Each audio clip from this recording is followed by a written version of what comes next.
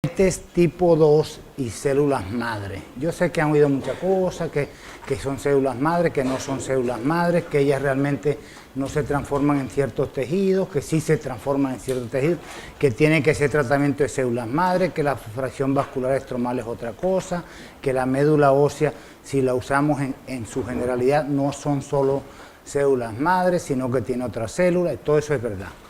Pero en medicina lo que pasa en vitro, en un laboratorio, no es lo que pasa en vivo. Por tanto, yo les recomiendo, nosotros estamos tratando de estandarizar protocolos para que todos trabajemos lo mismo y después que lo trabajemos, si no nos gusta, lo cambiamos, porque todos los médicos hacemos eso. Pero sí quiero que tratemos de estandarizar los protocolos. Hoy no vamos a hablar tanto de protocolos o los tipos de protocolos que hemos desarrollado, pero ellos están dispuestos en el internet para que ustedes los vean, o los estudien más bien. Y realmente sería bonito un día que vengamos aquí y todos estemos trabajando en un solo protocolo y así podemos ver si resulta en las manos de cada uno de nosotros, porque eso es otra cosa. La medicina es más arte que ciencia, es como tocar piano, cada uno lo toca a su manera.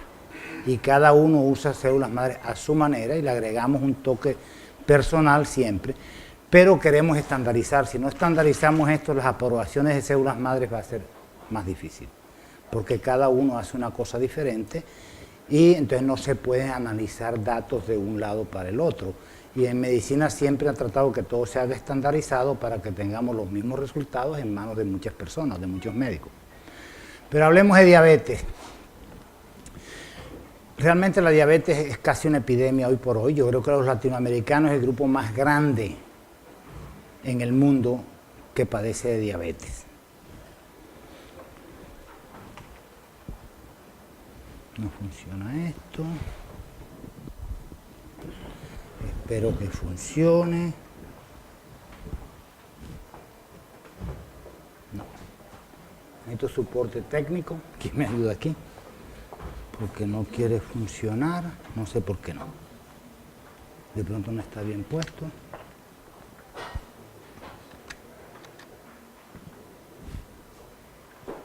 No.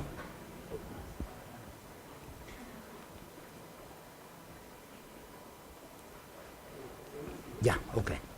De manera de introducción, decimos que la diabetes mellitus tipo 2. Tratar diabetes mellitus tipo 2 no es lo mismo que tratar tipo 1, las patologías son diferentes, usamos diferentes protocolos, pero hoy hablamos del tipo 2. Es un trastorno metabólico que ha sido ampliamente abordado en la literatura científica por su alta incidencia, así como la alta morbilidad y mortalidad. Además de eso, el predominio de diabetes en adultos presentará un aumento notable tanto en países desarrollados como en países en vías de desarrollo. Actualmente la Organización Mundial de la Salud considera que diabetes es una epidemia, representando una carga grandísima para las sociedades en el mundo entero, no solo en Latinoamérica. ¿No me funciona esto? Bueno, vamos a hacerlo aquí. Entonces, la prevalencia de la diabetes. La Organización Mundial de la Salud reportó en el 2013 una prevalencia de 382 millones de diabéticos, tipo 2. Y se estima que esto va a sobrepasar los 590 y tantos, 600 millones, antes de los próximos 25 años. O sea que estamos ante una amenaza a la salud significativa. De ahí que se plantee que la entidad puede llegar a cobrar más muertes que el SIDA, y en este momento realmente es la séptima causa de muerte en casi todos los países. Entonces, aquí vemos la incidencia de diabetes y vemos que realmente en el mundo hay 382 millones y los países que más tienen diabetes, ¿cierto? Aquí vemos. Asia es muy grande, Estados Unidos es grande, Europa es como 56 millones y en Latinoamérica son 24 millones. Lógicamente no es la misma cantidad de personas en cada país, pero es una cosa que se está propagando y hay cada día más diabetes. Y aquí tenemos, en África, por ejemplo, son 19.8 millones, que es el 10% de la población. Tenemos otros que tienen el Oriente Medio y eso, tenemos 96%, 71% en Asia, América del Norte y el Caribe son 37%, en el mundo entero hay un 55%. Y aquí tenemos, en este momento, en el 2013, la Organización Mundial de la Salud reportó 382 millones, esperan que en el 35 hayan 592 millones, lo que es un aumento en la cantidad de diabéticos de un 55%. Si eso es verdad, cada 40 años más o menos estamos duplicando la cantidad de diabéticos en el mundo. La mortalidad, en el 2013 murieron 1.5 millones de personas como consecuencia directa de la diabetes. Más del 80% de las muertes por diabetes se registra en países de ingresos bajos. ¿Por qué? Por el costo de esta enfermedad. Y proyecciones de la Organización Mundial de la Salud, la diabetes será la séptima causa de mortalidad en el 2030. ¿Cuánto cuesta? Los costos médicos directos al año son 245.000 millones de dólares y los costos indirectos son 69.000 millones de dólares. Y los costos indirectos son por discapacidad, pérdida de trabajo, muerte prematura, etc.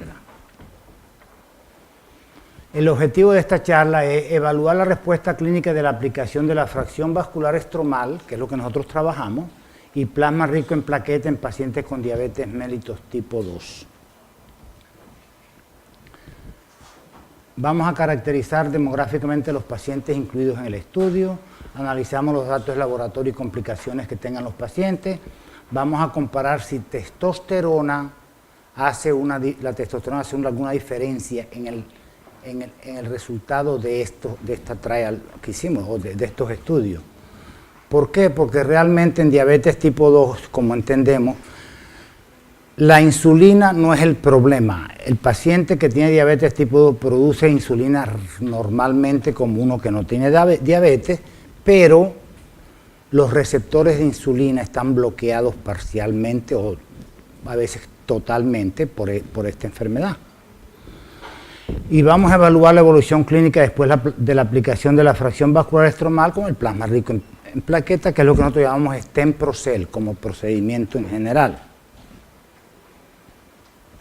Entonces, ¿qué hicimos? Cogimos 90 pacientes que hemos tratado con el diagnóstico de diabetes mellitus tipo 2. Este es un estudio retrospectivo. Lo hicimos después de haber tratado a los pacientes. Y lo hicimos en Mother STEM Institute, que está en Miami, y en TriMed Health Institute, que está en Santo Domingo, República Dominicana. Las comorbilidades de estos pacientes fueron hipertensión arterial, como es de esperar, obesidad, esclerosis múltiple en uno, Parkinson en uno, y casi o la gran mayoría usaban alcohol o tabaco.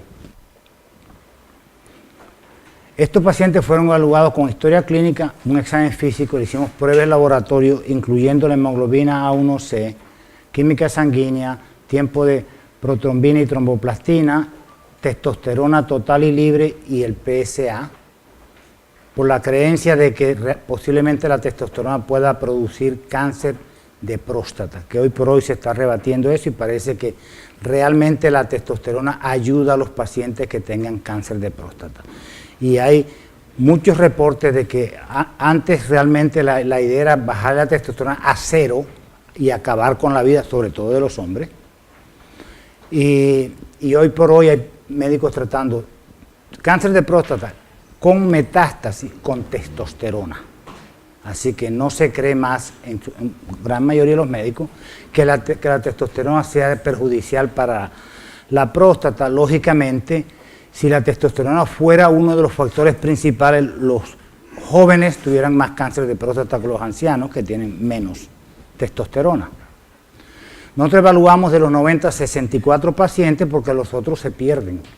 Los hacemos y se pierden, viven en Europa, viven esto, no los volvemos a ver, no los podemos contactar a muchos de ellos. Entonces, el estudio realmente involucró 64 pacientes que pudimos evaluar y lo hicimos por vía telefónica, correo electrónico, fueron a la consulta y hicimos un cuestionario para evaluar la respuesta al tratamiento que le estábamos dando o al procedimiento que estábamos haciendo. Usamos Stemprocel, que combina células madres autólogas de tejido adiposo o fracción vascular estromal y plasma rico en plaquetas. Les voy a dar un breve más o menos en qué consiste el protocolo. El protocolo consiste en que sacamos sangre, normalmente sacamos 50 a 60 centímetros cúbicos de sangre. Usamos un tubo que le llama de cámara cerrada, que no está expuesto al aire en ningún momento. Lo centrifugamos y lo que hacemos es que centrifugamos a 2500 revoluciones por 10 minutos. A los 10 minutos sacamos los tubos y vamos a hacer que la columna roja llegue a la línea azul que tiene los tubos. Si llega a la línea azul que tiene los tubos, después cerramos el tubo, que se convierte en dos tubos que no se comunican, y volvemos a centrifugar 3500 revoluciones por 10 minutos, para que sea más fácil, 2500 y 3500 a los 10 minutos. Entonces ahí tenemos, después del centrifugado, vamos a tener el plasma pobre en plaqueta, tenemos aquí lo que llamamos buffy coat, y las células rojas se quedaron en el otro tubo, por decirlo así, porque son dos tubos en uno. Botamos el plasma pobre en plaqueta, sacamos el plasma rico en plaqueta, le agregamos cloruro de calcio, que casi todo es lo que usamos para activar las plaquetas. Después sacamos el PRP y lo dejamos en reposo por 1 hora más o menos. ¿Por qué 1 hora? Porque el 96-98% de los factores de crecimiento se liberan hasta 1 hora después de haber activado las plaquetas. No recomiendo que se haga enseguida, creo que debemos sacar la mayoría de los factores de crecimiento que podamos, por eso esperamos 1 hora. Procedemos a hacer la mini liposucción. Nosotros como regla, si vamos a tratar una enfermedad sistémica, usamos un lipoaspirado de 50 centímetros cúbicos. Y eso es lo que más o menos usamos. Si sacan 70, pues puede ser mejor. Pero con 50 tenemos buenos resultados. Y si usamos sitios adicionales al sistémico que va en la vena, usamos 25 centímetros cúbicos de grasa o de tejido adiposo por cada sitio. Una rodilla 25, una cadera 25, la cara 25, todo 25. Y así lo hacemos más fácil para todos. Después que traemos la grasa, la lavamos con solución salina hasta que el sedimento de esto sea transparente. ¿Cierto? Que sea transparente. Agregamos el reactivo puede ser colagenasa o lecitina, cada uno puede usar cualquiera, y después de emulsificarla, lógicamente el color de la grasa al emulsificarse se va a cambiar, entonces hacemos una centrifugación, la primera la hacemos 2500 por 10 minutos, sacamos los tubos que tienen un pellet abajo. Entonces, con una aguja espinal en este procedimiento de estos tubos, sacamos el pellet y volvemos a centrifugar 3500 por 10 minutos. Y obtenemos otra vez los tubos, los pellets están en el fondo, extraemos el pellet y estamos listos para aplicarla. Aplicamos el plasma rico en plaqueta más la fracción vascular estromal en un mismo suero, por decirlo así. Solución salina siempre usamos. Y esto va a durarle, al paciente le va a durar por lo menos 1 o 2 horas infundiendo los 1000 centímetros cúbicos. Lo pueden usar en 500, en personas que tengan problemas cardíacos sobre todo. Lo pueden usar en 300, todavía es válido. O sea, usamos de 300 a 1000, casi siempre 1000. Y ya tenemos un producto listo. Entonces, ¿qué encontramos en este estudio? Nosotros valoramos las variables con el programa estadístico que llamamos MEDCAL y se realizó el test del chi cuadrado con un grado de libertad hasta de menos de 0.05 para saber si existía diferencia significativa en todas las cosas que evaluamos. Los resultados. Y aquí se pone todo mejor. ¿Ok? Ya vamos hablando más. Los datos demográficos de los pacientes, encontramos que de 35 a 50 años tuvimos 10 pacientes, de 51 a 66, 26, de 67 a 81, 55 y mayor de 82 años, 2 pacientes. O sea, normalmente no le decimos a un paciente, tienes 90 años, vete, ¿cierto? Si el paciente todavía tiene físicamente no está tan deteriorado, yo creo que puede. El factor que puede limitarnos bastante es si el paciente no tiene grasa. A los que no tienen tejido adiposo, entonces le hacemos médula ósea, que no vamos a hablar porque esto fue solo para grasa. Y vemos por chi cuadrado que realmente no hubo gran diferencia en lo que es edad. Entonces vemos de raza hispana, nos estamos en Miami, que la gran mayoría de las personas son hispanas, 68 pacientes, y caucásicos solo tuvimos 22 pacientes.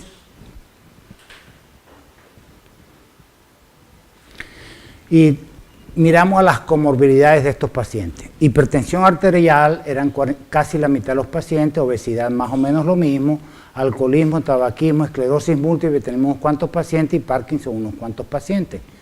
Pero lo que más estamos viendo es, esto sí lo podemos considerar como un posible efecto beneficioso del protocolo.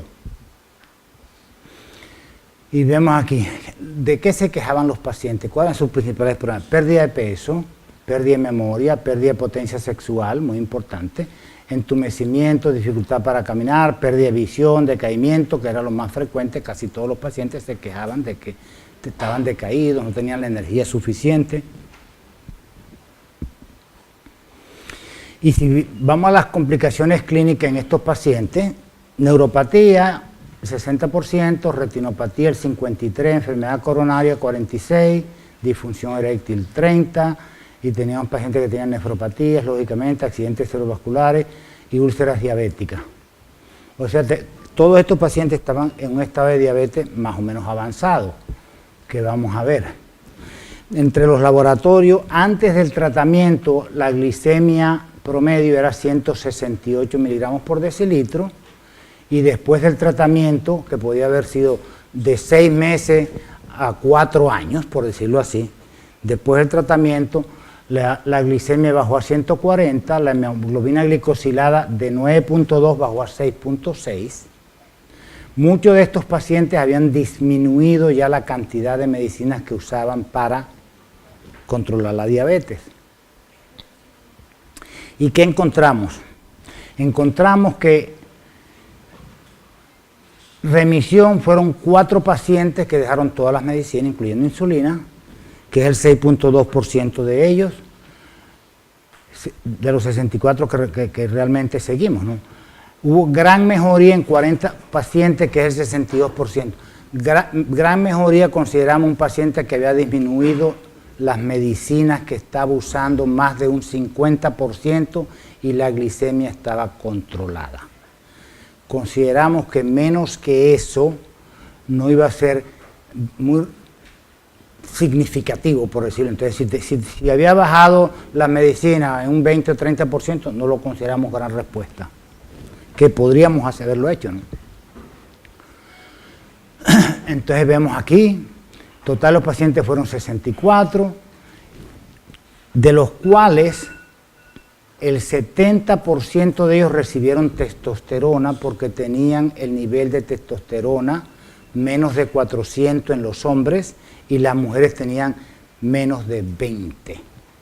¿Ok? Aquí les quiero hacer una anotación interesante. A los pacientes masculinos nosotros le hacíamos subir la glicemia, la testosterona, entre 400 a 1000. Le poníamos el nivel. Tenían menos de 400 y lo llevábamos entre 700 y 1000. Y las mujeres tenían menos de 20 y las subíamos más o menos entre 35 y 40, el nivel de testosterona. Y como les digo, aquí, cuando vemos la testosterona, hay una diferencia significativa por chi cuadrado, ¿cierto? Menos de 0.05. El P-Day fue 0.001, muy significativa la diferencia. La testosterona se considera que desbloquea los receptores de insulina que están principalmente en los músculos. Y por eso creemos que la testosterona es muy importante en este protocolo. Entonces, de los pacientes que usaron testosterona, mejoró el 80% de ellos. Pero de los que no usaron testosterona, solo el 20% de ellos mejoró. Lógicamente, muy significativa la diferencia. Si vemos mujeres contra hombres, las mujeres fueron 16 pacientes, usaron testosterona, los que usaron testosterona mejoraron en 7 pacientes, que es el 43%, y los que no usaron testosterona, la mejoría, no hubo mejoría en el 56%. O sea que realmente parece que en la mujer también hay una gran diferencia, no gran, hay una diferencia entre los que usaron testosterona y los que no usaron testosterona. Porque aquí no mejoraron el 56%, ¿cierto? Pero con que usaron testosterona, 7 pacientes de los 16 mejoraron con un 43%. Entonces, ¿qué conclusiones podemos sacar de esto? Primero, yo creo que las células madre mesenquimales o la fracción vascular estromal, mejor llamada así, tienen marcadores celulares para células endoteliales, nerviosas y otros diferentes tejidos, incluyendo células que producen insulina, ¿cierto? La adición de testosterona en estos pacientes, los que tenían deficiencia, mejoraron la respuesta al tratamiento, por lo que planteamos que el uso de testosterona mejora la homeostasis de la glucosa y la resistencia a la insulina. La fracción vascular es una modalidad terapéutica prometedora para el tratamiento de diabetes mellitus tipo 2. Es muy prematuro para hablar de una cura, lógicamente, nosotros tenemos remisión total, un 6%, pero sí es posible hablar del control de la diabetes y mejorar o impedir más complicaciones. Entonces, ¿qué recomendamos? Estudio retrospectivo en vez de ser, prospectivo en vez de ser retrospectivo. Hay que buscar un número más grande de pacientes y, como le digo, hacer una cosa multicéntrica que se haga en varios sitios y dé los mismos resultados. Y también tenemos que ver que la testosterona mejora la respuesta al tratamiento y sugerimos que se debe usar en todos los pacientes que tengan un nivel subóptimo. Y cuando hablamos de subóptimo, como les digo, en Estados Unidos la testosterona total es normal de 350 a 1190 más o menos. Y nosotros estamos buscando 1000 en el hombre. En la mujer, que se espera que sea 40, vamos a subirla a 150. ¿Por qué? Porque hay otros colegas que han trabajado con esto y dicen que ellos suben a 130, 140, 150 las mujeres sin grandes efectos secundarios, ¿cierto? O sea, no es que les salga vello en la cara, no es que les cambie la voz, cosas así. O sea que vamos a aumentar la testosterona en la mujer en vez de 40 a 100 y pico, 150, 140. Yo creo que eso haría fácilmente comparativa la respuesta entre hombres y mujeres, ¿sí? Porque la testosterona juega un papel muy importante en esto. Entonces, realmente yo creo que cualquier persona que esté interesada en esto, podemos enviarles el protocolo para que hagamos el mismo protocolo, a ver qué resultados tienen en las manos de cada uno de ustedes. Pero indiscutiblemente, la diabetes tipo 2 hace un gran cambio, se hace un gran cambio en la diabetes tipo 2 cuando se usa este tratamiento. Nosotros tenemos pacientes que se trataron hace 4 o 5 años y todavía hoy siguen con la mejoría que teníamos. Mejor control de glicemia, la hemoglobina A1 se bajó, tienen más energía, se han mejorado las complicaciones, inclusive renales, se han mejorado algo, el paciente se siente mucho mejor. Y creo que si nosotros combinamos esto con pérdida de peso en los pacientes que estén sobrepeso, que sean obesos, los resultados van a ser mucho más grandes. ¿Por qué? Porque la pérdida de peso, es decir, el exceso de peso, el tejido adiposo tiene muchos estrógenos. Y al tener muchos estrógenos bloquea en cierta forma el resultado de la aplicación de testosterona. Por lo tanto, la testosterona es importante, el tratamiento en sí es muy beneficioso para estos pacientes y creo que yo lo recomiendo y quiero que el que quiera hacerlo, igual que lo que nosotros hacemos, con el mayor gusto le damos el protocolo para seguir. ¿Alguna pregunta? En todas tus presentaciones, estos pacientes de diabetes estaban sometidos a algún tipo de dieta o no? Todos. Todos bajo dieta. Bueno, los pacientes se les había recomendado una dieta. Que la hagan o no. Casi nadie la hace, ¿cierto? Vale. Yo creo que nosotros siempre, al menos que tú hagas un estudio muy controlado, que veas al paciente con mucha frecuencia, que siga, y normalmente esos estudios cuestan mucho dinero y el paciente es el que está pagando, ¿cierto? Porque no hay nadie más que vaya a pagar por un estudio. Hoy por hoy estudios de fracción vascular estromal, de células madre, las grandes universidades consiguen ciertos dineros, no mucho, pero consiguen, pero en la práctica clínica nadie va a conseguir dinero para hacer un estudio de esto, nadie. Dígame. Sí, doctor, ¿en qué tiempo hace la primera valoración? Esa es una Nosotros duda. normalmente la hacemos a los 3 meses. Ok, y la otra, cuando usa testosterona, bueno, yo uso implantes, entonces obviamente los implantes de testosterona de origen bioidéntico empiezan a decaer después de cierto tiempo, no sé qué tipo de testosterona esté usando usted. Bueno, yo creo que los implantes, como no sé cuántos usamos implantes aquí, pero los implantes tú tienes que ponerle y chequear a los 3 meses a ver qué pasa. Los implantes no son tan fácil de manejar porque la absorción no está totalmente dilucidada cuánto se va a absorber por día o por mes o por año, bueno, por mes. Pero yo sí creo que estamos buscando un nivel altísimo de testosterona, yo quiero que entiendan eso, porque nosotros ponemos una persona de 80 años que tiene 300 o 200 nanogramos por decilitro de testosterona y se lo subimos a 1000 y pico. Es bastante. La diferencia del paciente es grandiosa. En mujeres, como le digo, desafortunadamente, creo que nos quedamos cortos con 40, pero normalmente yo uso en mujeres siempre crema de testosterona. Y aquí mi duda es si la mejoría fue por el uso de la testosterona o de las... Bueno, porque nosotros tenemos células. estudios desde antes de este que hacíamos testosterona sola. La diferencia nunca es igual. Es decir, cuando usted coge pacientes diabéticos y usa testosterona en cantidades de este tipo, va a tener una mejoría en un 15-20% de los pacientes. Aquí estamos hablando de un 60 o más por ciento. O sea que realmente la testosterona sola no lo hace y la testosterona cambia la historia entre células, fracción vascular estromal o no. O sea que la fracción vascular estromal tampoco da tan bueno. Nosotros teníamos 36-38% solo con fracción vascular estromal. Entonces se duplica. Y no es que la testosterona te dé otro 30%, sino que se potencializan cuando tú usas las dos cosas. O sea que sí estamos seguros que la testosterona sola no lo hace, estamos seguros que la fracción vascular estromal sola no le va tan bien y sabemos que la combinación de las dos es bastante significativa la diferencia. Y la última pregunta. Bueno, ya. Funcionaron por vía venosa, ¿cierto? Sí. ¿Usted qué sabe o qué experiencia tiene o qué considera si se usara por vía arterial, guiada por un radiólogo intervencionista, que llegáramos a las pancreáticas duodenales y ponerle directamente a nivel pancreático las células madre, mesenquimales? Bueno, como te dije, diabetes tipo 2 no tiene nada que ver con insulina.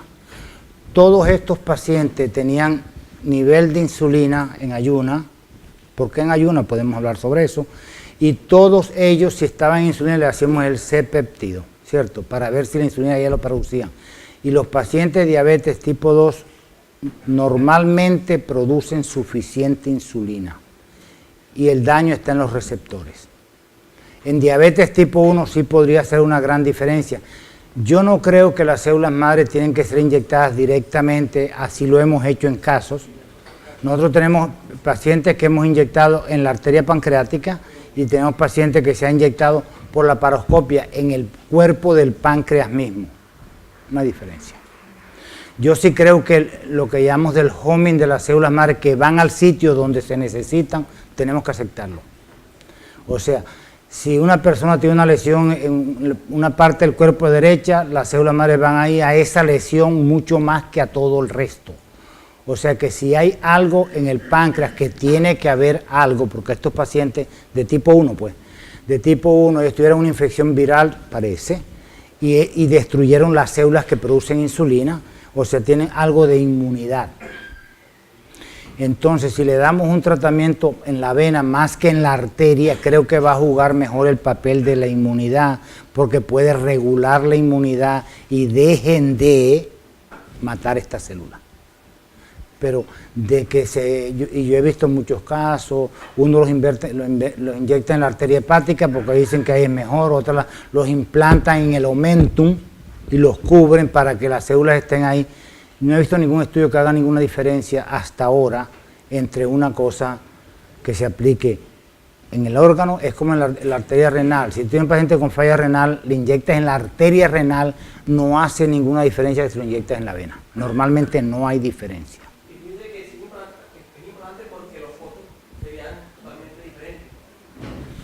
Bueno, no, yo sé que sí, pero eso no es el punto. Yo creo que no vale la pena, no es el costo, es que no vale la pena, porque nadie ha demostrado que es más beneficioso. Es como si tú tienes un embolismo cerebral y te lo pones en la vena, otro lo pones en la carótida, no creo que hay diferencia. Los cardiólogos han hecho mucho trabajo, lo ponen en las coronarias, lo ponen intracardíaco o lo ponen en la vena y no han encontrado diferencia. Así que no creo que el que lo quiera hacer lo hace. Nosotros usamos aplicación en el sitio, lógicamente en las articulaciones, que no tienen prácticamente irrigación, y usamos también en el sitio cuando hay un problema serio en el sistema nervioso central, que lo ponemos intratecal. Intratecal sí vale la pena, parece. ¿Por qué? Porque realmente la barrera hematoencefálica evita mucho intercambio de cosas, pero si ya lo pones en la columna o en líquido cefalorraquídeo, ya está en el sistema. ¿Por qué? No hay mucha irrigación ahí tampoco. Pero en otras patologías yo no he visto ninguna diferencia entre aplicándolo localmente o endovenoso. Hay personas inclusive que lo están aplicando en el mismo tejido adiposo. O sea, lo sacan de la grasa y lo vuelven a aplicar en la grasa. Y dicen que tienen resultados parecidos que se aplicar en la vena. ¿Será verdad o no? Yo no sé. Pero lo que te digo es que como las legislaciones van cambiando y en Estados Unidos están hablando de que tú nada más puedes aplicarlo al sitio donde las sacaste, las células madre, o la fracción vascular extramural. Entonces hay gente que lo está haciendo subcutáneo. Puede ser, yo no creo, pero puede ser. Digo, esto está empezando, todos aquí vamos a ser pioneros de células madre, vamos a desarrollar muchas cosas juntos, espero, si me incluyen a mí, pero yo sí creo que esto está empezando, esto es un comienzo apenas estamos dilucidando ciertas cosas. Por eso es que hay dos opiniones distintas. La mayoría de la gente que hace clínica tiene una opinión sobre todos estos tratamientos y el que hace laboratorio o trabajo de bench, como dicen allá, piensa en otra cosa. Doctor, Dígame. Depende del nivel que tenga. Normalmente nosotros lo damos gramos por miligramos de testosterona por gramo de crema.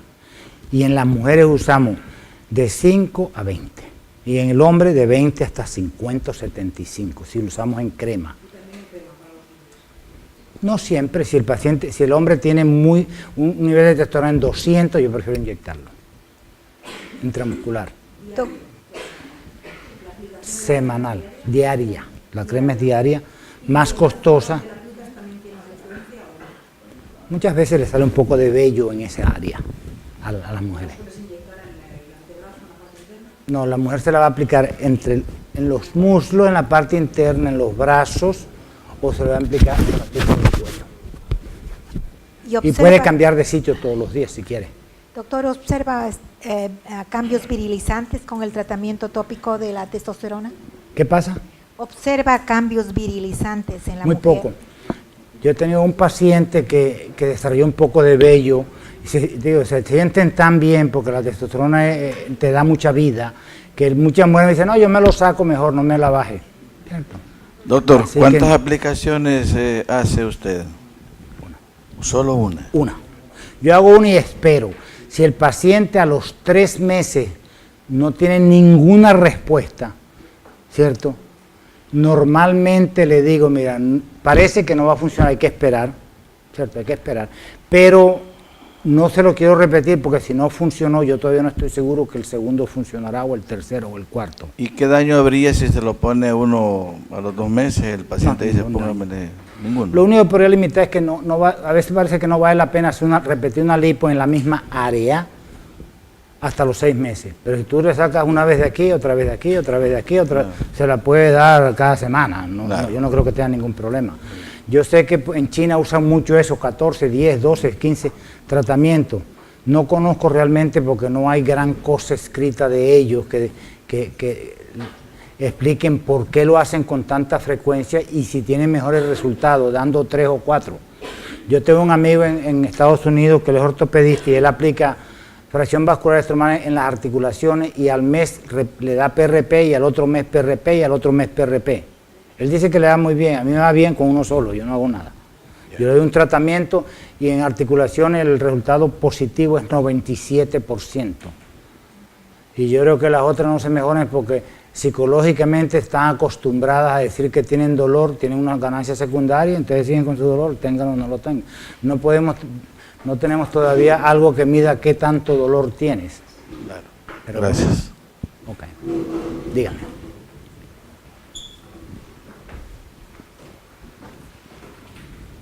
Durante todas las exposiciones hemos escuchado alguna influencia que tienen las hormonas en el aspecto de células madre. Yo quisiera saber, conociendo que las células grasas tienen alto contenido de leptina, si hay algún estudio que se haya hecho al respecto de que la leptina podría activar, mejorar o de repente frenar alguna actividad que tienen las células madre. No sé si te oí bien, pero la grasa tiene niveles altos de estrógeno, ¿cierto? De estrógeno. Realmente ese estrógeno no se está liberando, está ahí. Como los pericitos, las células madre están ahí, pero no se liberan, se quedan ahí. Nosotros siempre que vamos a sacar células madre las sacamos de la médula ósea, para cualquier problema que tengamos. Normalmente la grasa no la sacamos. Es decir, no se van a autoliberar para ir, hay que destruir el adipocito para que ellas queden sueltas. Si no, están amarradas al eritrocito y no se mueven de ahí. En respecto a la grasa, como le digo, toda mujer menopáusica tiene el estrógeno bajito, así pese 300 libras. O sea que la cantidad de estrógeno no se libera por sí sola. Pero si uno coge grasa y hace una transferencia de grasa a la cara, la piel puede mejorar algo por los estrógenos, porque ya estás destruyendo mucha grasa y ya sí te tiene que liberar. ¿Por qué se destruye? Porque cuando uno inyecta se pierde bastante, quiera o no quiera. Siempre uno corrige un poco más de lo que uno quiere, ¿cierto? Corrige un poco más y se va a perder algo al principio, mientras se forman vasos para mantener esa grasa viva, no es inmediatamente que se forman. Pero realmente otro uso de esos estrógenos no los conozco. ¿Alguna pregunta? ¿Ya? Ok, gracias.